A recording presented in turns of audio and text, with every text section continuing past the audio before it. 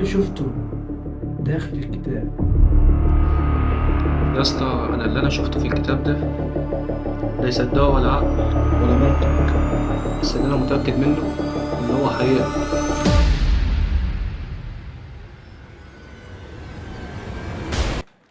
مسا عليكم واهلا بكم في قصه جديده. بس قبل ما ابدا القصه، حضر لي مشروبك والبس سماعتك ويلا بينا على القصه.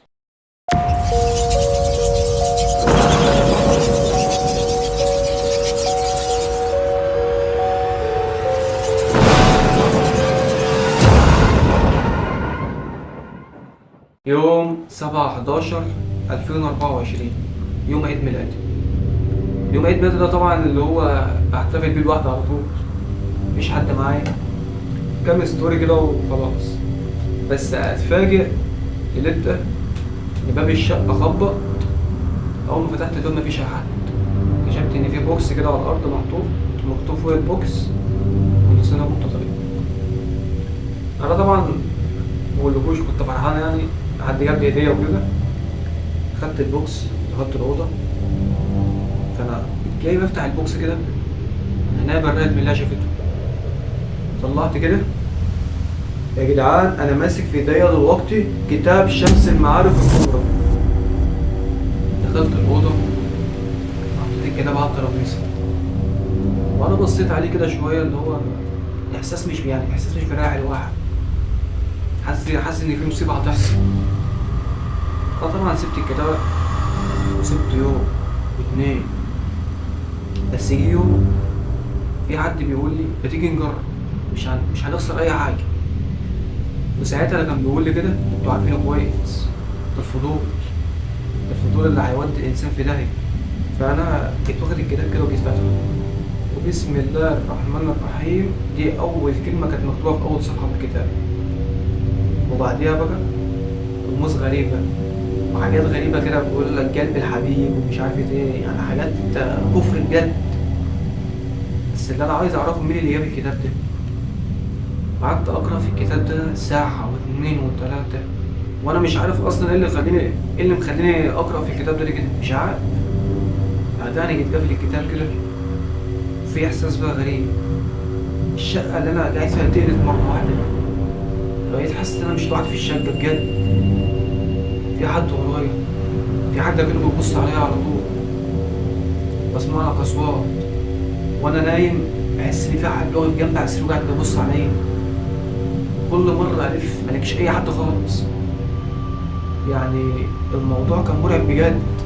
في يوم يا جدعان، وانا بقرا في الكتاب ده وبفتح عند صفحه معينه، فانا لسه بمسك الصفحه كده وبعدين لقيت الصفحه طلعت في ايديا.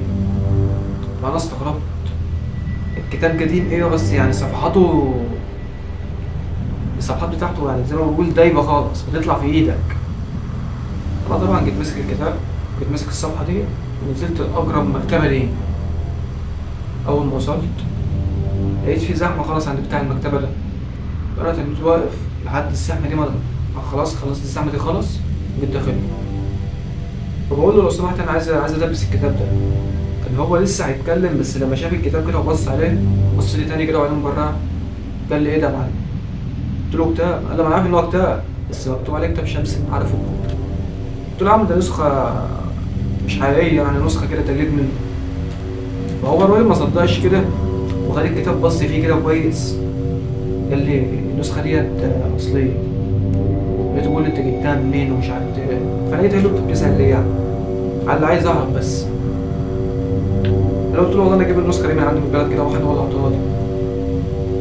فقال لي ماشي، واخد الكتاب كده يدرسه وخلاص. فانا لسه هلف ظهري ومشي، لقيته ماسكني من دراعي. قلت له في ايه تاني؟ انا عايز اطلب منك طلب. قلت له انا عايز اصور الكتاب ده. قلت له ليه يعني؟ قال لي بس عايز اقراه بس كده خلاص. فانا طبعا يعني انا كنت يعني ما كنتش عايز اديهوله، بس قلت له ماشي خد الكتاب وصور. لقيته بيقول لي هات رقمك بقى، وحطيت رقم. انا مش هو هيصاحبني انا مش عارف، بس حطيت رقمي وصور الكتاب. بعد ما خلص تصوير وانا مشيت، فبيرن عليا كده وبيقول لي يا حمزه انت الكتاب يا اسطى اللي انا صورته الصور بحالها طالعه بيضه. مع ان وانا واقف قدام المكنه الكلام كان مطبوع عليها فعلا، بس بعد كده مشيت الكلام كله اختفى. فانا قلت له ازاي مش عارف ايه، عسول بيهزر. الكلام ده بعد ما وصلت الشقه. فانا جيت سايب الكتاب كده وجيت نازل تاني، فضلت شاحته معاه طبعا عشان مقوليش عايز اصوره تاني، كنت رايح المكتبه تاني. اول ما وصلت هناك الاقي لك كميه ناس واقفه قدام المكتبه ديت. فانا بقول لهم فيها يا جدعان، بقول المكتبه اللي جوه ديت ولعت. كنت لسه ماشي من عندها ما كملش 10 دقايق، بقول المكتبه دي ولعت. الراجل اللي جوه ده بيقول لك مكنه التصوير اللي جوه ديت ترشقت في المحل بحاله، ولعت فيه وكمان فحمته. وانا بشوف طبعا رجاله الاسعاف داخله جوه مطلعاه والراجل متفحم ما في حته سليم. انا جيت واخد بعضه جيت ركبت من السجاء، رجعت شقتي تاني. بس قبل ما افتح الكتاب داخل باحث كده وجوه في جوجل والكاتب ايه؟ كتاب شمس المعارف الكبرى. تخيل بقى كميه الرعب اللي طلعت لي. بقول لك كان في واحد كان ساكن في بيت وكان معاه كتاب سحر، فكتاب السحر ده حب يصوره، هو صوره وبرضه نفس اللي حصل مع صاحب المكتبه حصل معاه. الكتابه كانت بتطلع بيضه، فالراجل ده ساب الكتاب وما كملش تصوير، بس يوميها البيت بتاعه ولع مره واحده.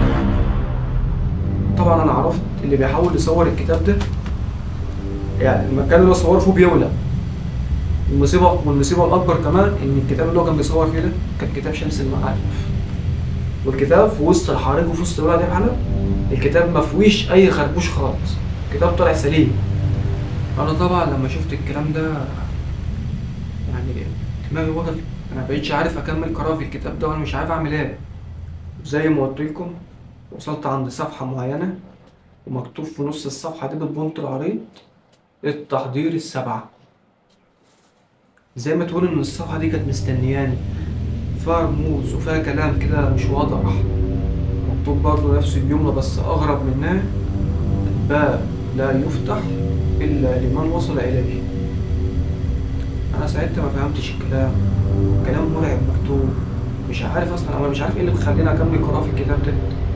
فأنا كملت قراءة في الكتاب، وصلت عند حتة تشرح لك إزاي بتحضر خادم سفلي بكلام معين وبطريقة معينة بترتيب لازم نتعمل.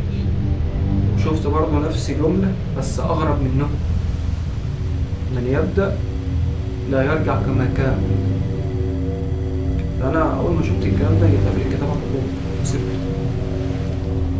طول ما أنا قاعد حاسس إن في حد قاعد وبص عليا، يعني شعور غريب بجد. مرة واحدة أنا قاعد أسمع لك صوت كان جاي من بره، رحت عشان أبص كده رجلي اتصدمت في مكانها مرة واحدة. يا جدعان أنا بقيت واقف شايف راس بني آدم بص عليا، يعني الموضوع كان مرعب بجد. وساعتها الاقي لك ابويا الاقي لي كده بيقول لي: هو انت مش ناوي تخلص بقى اللي انت بتعمله ده؟ قلت له: ماشي يا حاج هخلص. داخل المطبخ كده بالطار ماسك كوبايه الميه في ايدي، جيت رماها مره واحده على الارض. ابويا اللي جابه هنا، انا قاعد لوحدي. يا جدعان انا الموقف كان بيحصل معايا انا كنت واقف مرعوب بجد. انا كان فاضل شويه وهسيب الشقه ومشي واسيب كل حاجه.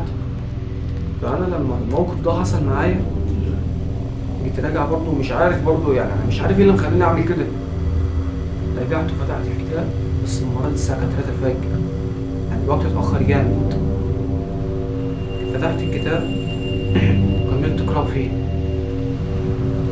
على نفس الجملة، ازاي بتشرح لك ازاي تحضر خادم سفلي. اول جملة قلتها: الهوا تقل في الشقة اللي انا كنت قاعد فيها. تاني جملة: نور الشقة بحاله ابتدى يقرفش. تالت جملة: اسمع لك صوت نفس كان جاي من ورايا في الأوضة. انا سكت مرة واحدة واسمع لك حاجة يهدى مرة واحدة في الأوضة. اول ما سمعت الصوت ده اجي لافف في وشه وابص مفيش اي حاجة. اول ما عدلت وشه قدامي الاقي لك حاجة قاعدة قدامي وشه في وشي ما في سنتي فرق، اللي هو جسمه كله ابيض وعينيه بيضة وجسمه كله مليان شعر. انا اول ما اشوف الحاجه ديت اجي واخد الجثه واجي مقلوب بالورا وارجع عشان ابص تاني مفيش اي حاجه. فجأة ساعتها اسمع بقى صوت كان جاي من الصالة. اروح ابص كده، اطلع من الأوضة كده وابص، اشوف لك نفس الكيان برضه كان واقف في الصالة. اول ما طلعت لقيته جري عليا مرة واحدة. انا مش عارف ايه اللي حصل، بس انا جيت مغمض عينيا كده مرة واحدة. فانا سكت شوية كده مفيش اي حاجة حصلت. فابتديت افتح عينيا بالراحة كده، مفيش اي حاجة.